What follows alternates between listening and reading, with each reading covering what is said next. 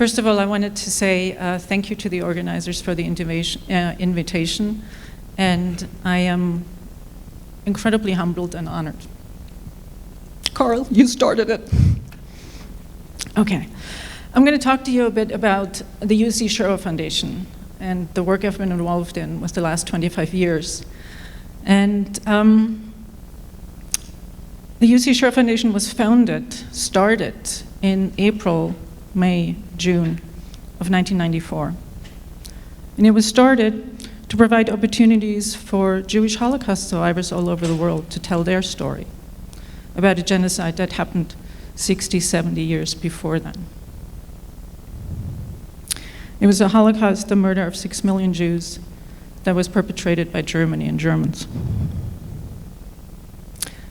Many Jewish Holocaust survivors gave testimony at the time then because they wanted to leave a legacy behind for their family, for their grandchildren.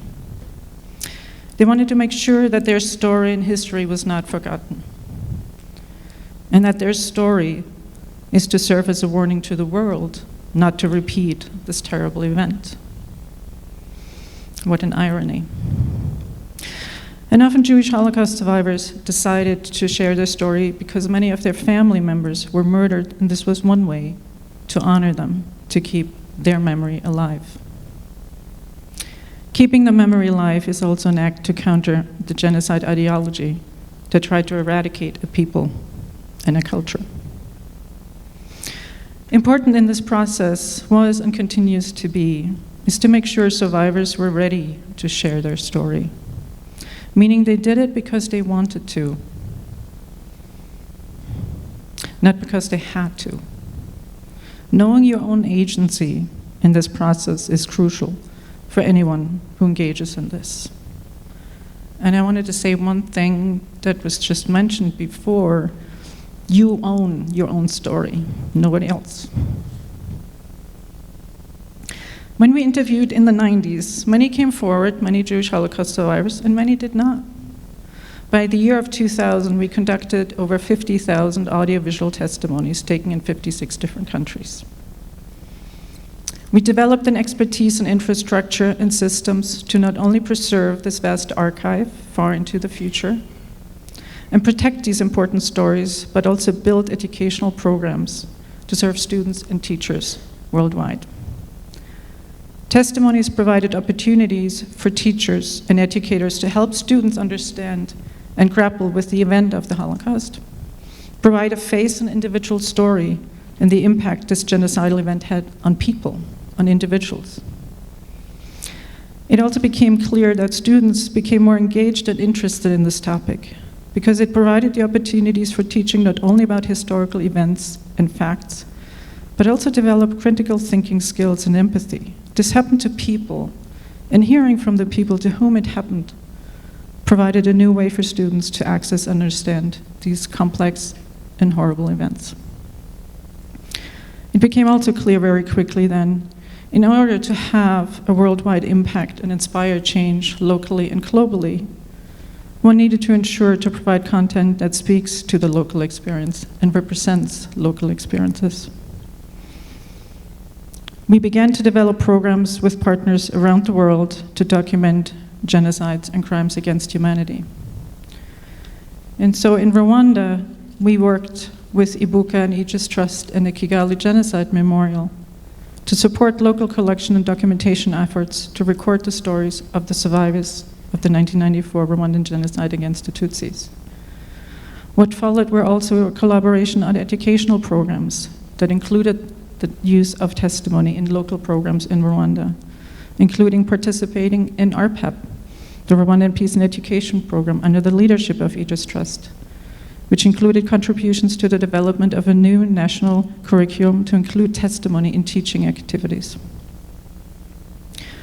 One of the early experiences we had when we began this work, and we introduced Holocaust survivor testimonies to teachers, we received anecdotal feedback from teachers that were saying that it was for them, in a way, easier to talk about the Holocaust with their students than to talk without the genocide that happened in their own country years before. And that students, when they were listening to Jewish Holocaust survivor testimony, started to ask questions because they heard about hate-based discrimination and experiences and started to ask questions about what happened in our country. Are there similarities? What is the story? And so for teachers, they were able to start talking about this in a way that they weren't able to do beforehand. Today we have about 130 testimonies in collaboration with Aegis Trust in our archive, the Visual History Archive, which is accessible on a regular internet, and the entire collection is accessible in a number of different universities worldwide, and also at the Kigali Genocide Memorial is the one site in Africa. And we also included testimonies from a documentary called The 600, The Soldier Story, and it's testimonies of soldiers and liberators and rescuers. Through these powerful and thought-provoking engagements with first-person stories from survivors and witnesses of genocides, students worldwide develop empathy, understanding, and respect while deepening their learning across the curriculum. We have a free educational platform, Eyewitness, that includes, at this point, 32 lesson activities in English, Kinyarwanda, and even in Czech that address topics around the 1994 genocide against the Tutsi in Rwanda. We have a junior program that brings students together on-site and virtually.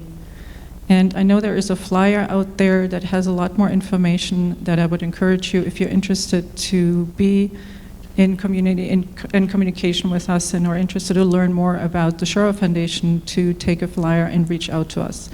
And this is where I'm going to actually end this, and thank you. And maybe I have one final note. This was mentioned yesterday. This is a long-term engagement, teaching and learning and moving on. And coming from Germany,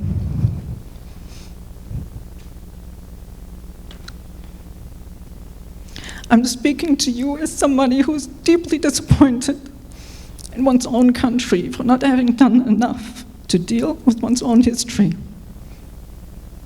And we are now at a crossroads where survivors are passing on of the Holocaust, and a lot of conversation about what happens then. How do we talk about this? How do the next generation learn about this? And so I'm here to tell you that what Rwanda has done in the last 28 years, Germany has not accomplished in 75 years. So I just wanted to thank you, and I'm moving on.